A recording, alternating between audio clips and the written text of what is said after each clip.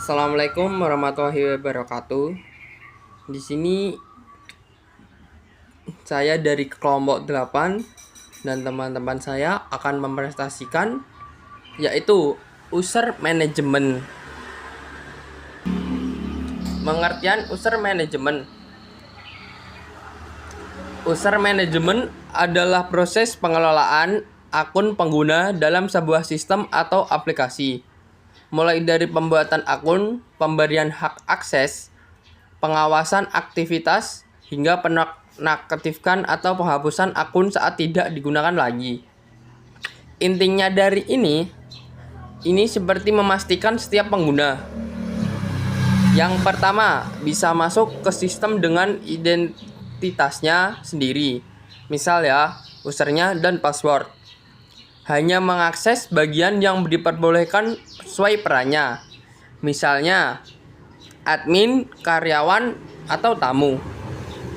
Yang ketiga, aktivitas dapat dilacak dan dikendalikan demi keamanan dan keteraturan sistem. Yaitu selanjutnya, tantangan pengelola akses. Sebagai manajer IT, mengendalikan siapa yang dapat mengakses data dan sistem sensitif menjadi semakin sulit. Tanpa kerangka yang solid, organisasi menghadapi resiko signifikan. Yang pertama, pelanggaran keamanan.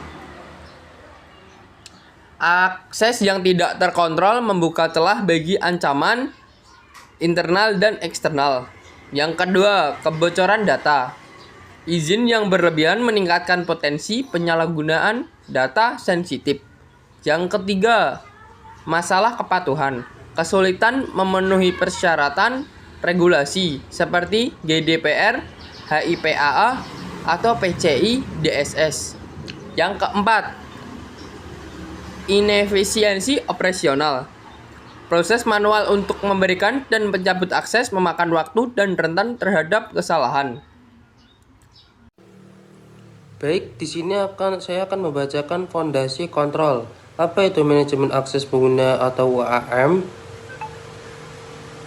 Definisi pada WAM adalah kerangka kerja komprehensif yang dirancang untuk mengatur dan mengelola hak akses pengguna dalam suatu sistem atau jaringan. Tujuannya adalah memastikan orang yang tepat memiliki tingkat akses yang tepat ke sumber daya yang tepat. Yang pertama, autentikasi. Siapa Anda?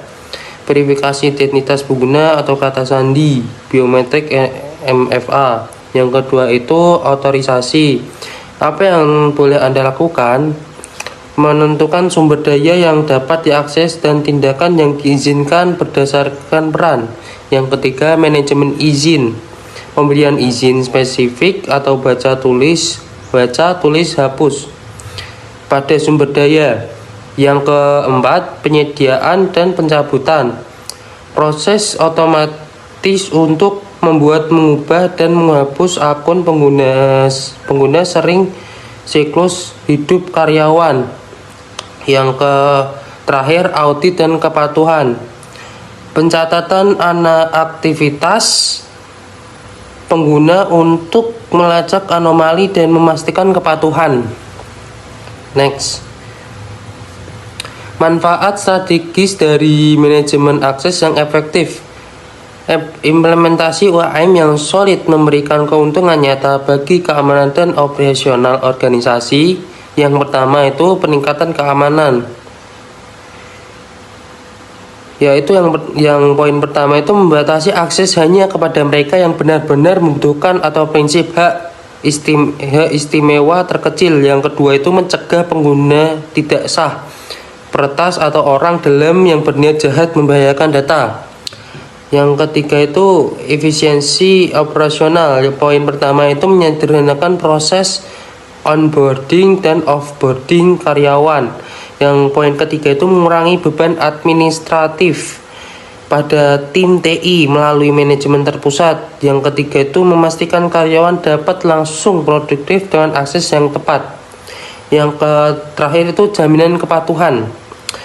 Poin pertama, menegakkan kebijakan akses secara konsisten di seluruh organisasi. Yang poin kedua itu menyediakan sejak audit atau audit trials yang jelas untuk membuktikan kepatuhan terhadap regulasi. Yang terakhir itu menghindari denda finansial dan konsekuensi hukum dari ketidakpatuhan. Next yaitu dari konsep ke teknologi, memperkenalkan Radius dan User Manager. Radius atau Remote Authentication DL in User Service. Poin pertama itu yaitu sebuah protokol jaringan yang menjalankan layanan manajemen authentication, authorization, dan accounting AAA secara terpusat untuk pengguna yang hendak menggunakan sumber daya jaringan.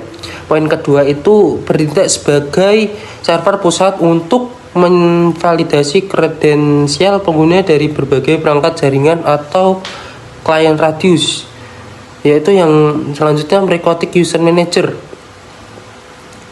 Poin pertama itu implementasi server Radius yang integrasi di dalam router OS. Poin kedua itu menyediakan database pengguna terpusat yang dapat diakses oleh berbagai layanan mikrotik atau DHCP, hotspot, PPP, wireless, IPsec untuk authentication dan otorisasi. Di sini ada gambar yaitu hotspot atau wireless, gambar user manager server. Lanjut yaitu anatomi mikrotik user manager. Lalu langkah pertama itu user akun individu yang berisi kredensial atau username atau password MAC address, diberikan profile template yang mendefinisikan paket akses, menentukan validitas. Saya ulangi, profile template yang mendefinisikan paket akses, menentukan validitas atau misal 30 hari dan kapan profil mulai aktif, on first, out atau assign. Yang kedua dilampirkan limitation, aturan spesifik yang dilampirkan ke profile, mendefinisikan batasan teknis seperti kuota dan kecepatan. Yang ketiga itu permintaan autentikasi ke profile, template yang mendefinisikan paket akses, menentukan validitas atau misal 30 hari dan kapan profil mulai aktif atau on first, out atau assign. Yang keempat itu kebijakan diterapkan. Router, klien atau Radius, perangkat jaringan atau misal AP DHCP server yang meminta autentikasi ke user manager. Lanjut ke terapkan batasan akses secara granular dengan limitation. Limitation adalah jantung dari kontrol kebijakan di user manager. Anda dapat menentukan aturan yang sangat spesifik untuk setiap sesi pengguna. Ada 3 tabel yaitu tipe batasan, parameter kunci, deskripsi. Yang pertama kecepatan bandwidth, yang kedua kuota data, yang ketiga itu waktu penggunaan, yang keempat itu jadwal akses, yang kelima itu reset otomatis. Pada parameter kunci yang pertama itu read strip limit strip rx atau read strip limit strip tx. Yang kedua itu bertulisan download strip limit, upload strip limit, lalu transfer strip limit. Yang ketiga itu uptime strip limit. Yang keempat itu from strip time till strip time weekdays. Lalu yang terakhir itu reset strip control strip interval. Deskripsinya pada nomor 1 hingga 5 itu yaitu mengatur kecepatan upload dan download, mendukung burst untuk fleksibilitas, contoh 256K atau 256K. Yang kedua itu membatasi total data atau dalam byte yang dapat diunggah atau gabungan keduanya. Yang ketiga itu membatasi total durasi sesi pengguna atau misal 10 jam. Yang keempat itu diatur di profile limitation, mengizinkan akses hanya pada jam atau hari tertentu. Yang kelima itu mengatur ulang statistik. Baik, saya akan melanjutkan bagian reset otomatis deskripsi. Mengatur ulang statistik kuota atau waktu secara otomatis atau harian, mingguan, bulanan. Next. Yang selanjutnya yaitu studi kasus. Pada studi kasus kali ini dengan judul sentralisasi akses untuk DHCP dan wireless, dengan skenario masalah di sebuah jaringan, administrator harus mengelola daftar static list di setiap DHCP server dan akses list di setiap akses point secara manual. Ini tidak efisien, sulit diskalakan, dan rentan terhadap kesalahan. Tujuan solusinya yaitu menggantikan fungsi static list DHCP dan akses list wireless dengan status sistem terpusat, memastikan hanya perangkat dengan MAC address yang terdaftar di user manager yang bisa mendapatkan IP dan terhubung ke Wi-Fi. Dengan hasil yang diharapkan yaitu manajemen terpusat, keamanan yang lebih baik, dan penyederhanaan operasional.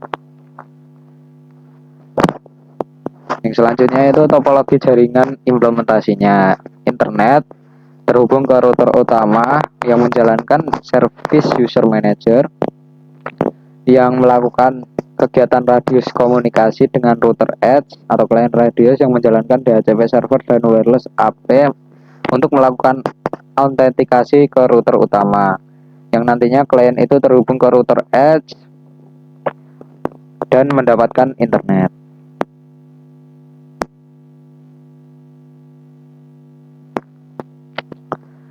Slide selanjutnya, langkah pertama, konfigurasi klien radius di router edge. Mengarahkan layanan DHCP dan wireless untuk melakukan autentikasi ke server user manager. Pada konfigurasi utama, menu radius, centang DHCP dan wireless, isi dengan IP router utama yang menjalankan user manager, misal 192.168.88.1, dengan catatan gunakan 127.0.0.1 jika user manager berjalan di router yang sama, dan masukkan share secret yang akan digunakan.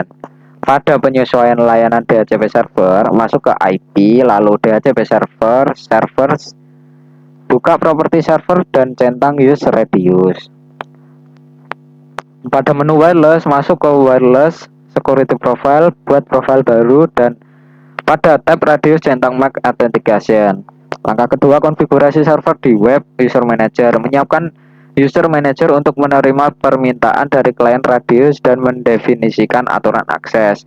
Buka web interface dengan root webnya routernya masing-masing dengan login default, admin, atau password kosong.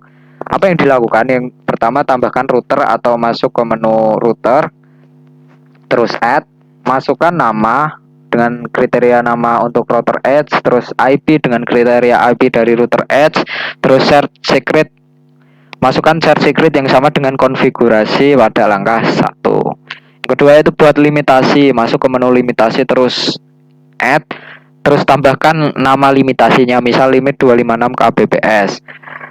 Terus buat rate limit RX atau TX nya isikan dengan value 256. Terus langkah selanjutnya buat profile, masuk ke menu profile, terus add, masukkan nama, misal profil karyawan. Di dalam profil tersebut tambahkan limitasi yang telah dibuat tadi. Selanjutnya langkah ketiga, mendaftarkan pengguna klien. Membuat entry untuk setiap perangkat klien yang diizinkan mengakses jaringan. Logika proses saat saat perangkat dengan MAC address ini mencoba terhubung ke router, akan bertanya ke user manager. User manager mencocokkan MAC address dengan username dan menerapkan profil beserta limitasinya.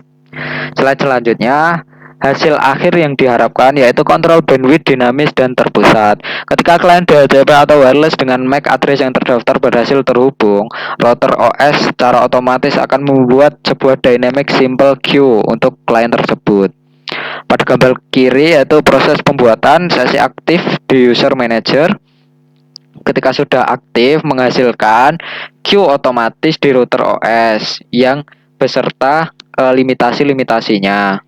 Antrian ini akan memperlakukan limitasi bandwidth 256 KB yang telah didefinisikan di user manager. Tidak perlu lagi membuat queue manual untuk setiap pengguna. Slide selanjutnya yaitu transformasi manajemen akses. Pada tabel di kiri yaitu tanpa user manager atau cara lama, dan tabel di kanan dengan user manager. Tanpa user manager, konfigurasi static list dan access list di setiap router secara terpisah, itu kekurangannya. Aturan queue atau firewall harus dibuat manual per pengguna IP, sulit dan memakan waktu untuk menambah atau menghapus puluhan atau ratusan perangkat. Sulit melacak siapa yang terhubung, kapan dan di mana. Dengan menggunakan user manager, kelebihannya yaitu semua perangkat dikelola dari satu database terpusat. Kebijakan seperti kecepatan kuota diterapkan secara dinamis saat pengguna login. Mudah untuk menambah pengguna baru dengan profil yang telah ditentukan. Menyediakan log sesi terpusat untuk accounting dan pemecahan masalah. User manager memindahkan beban kerja dari konfigurasi berulang di banyak perangkat ke manajemen kebijakan di satu titik pusat. Slide selanjutnya, fitur lainnya yang bisa ditambahkan seperti sistem voucher, buat dan cetak voucher login untuk tamu. Yang kedua, pembuatan pengguna massal, tambahkan ratusan pengguna secara otomatis atau batch user. Yang ketiga, integrasi pembayaran, jual profil akses secara online misal PayPal.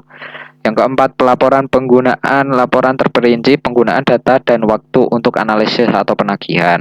Yang kelima, autentikasi dua faktor atau TOTP. Lapisan keamanan ekstra dengan kata sandi sekali pakai berbasis waktu. Slide kesimpulan yang selanjutnya akan dibacakan oleh teman saya, Dava Akbar Ardani. Untuk dirinya silakan. Kesimpulan dari materi ini adalah yang pertama, transformasi manajemen jaringan implementasi berkotik user manager mengubah pengelolaan akses dari cara manual yang rentan kesalahan menjadi sistem terpusat berbasis radius efisien. Dan kedua, otomatisasi dan kontrol dinamis. Sistem ini memungkinkan penerapan kebijakan seperti limit bandwidth dan kuota secara otomatis. Router akan membuat dinamik simple queue seketika saat pengguna teridentifikasi tanpa perlu konfigurasi manual per perangkat. Yang ketiga, keamanan dan stabilitas dengan memisahkan fungsi autentifikasi atau server dan penegakan akses atau router edge. Jaringan menjadi lebih aman, mudah diaudit, dan jauh lebih mudah dikembangkan scalable seiring bertambahnya pengguna. Mikrotik User Manager bukan hanya alat autentifikasi, tetapi solusi lengkap untuk mengatasi efisiensi operasional, memastikan keamanan data, dan memberikan kontrol penuh atas siapa yang mengakses jaringan Anda dan bagaimana mereka menggunakannya. Terima kasih. Dari sini kita bisa diambil ngerti user management. Dari sini kita yang dapat disampaikan dari kelompok 8. Terima kasih untuk teman-teman saya, Atis Hanif dan Brilian Faiz, atas berkontribusi oleh materi ini dan menjabarkan ke teman-teman. Semoga bisa dipahami. Saya dari kelompok 8 izin pamit. Wassalamualaikum warahmatullahi wabarakatuh.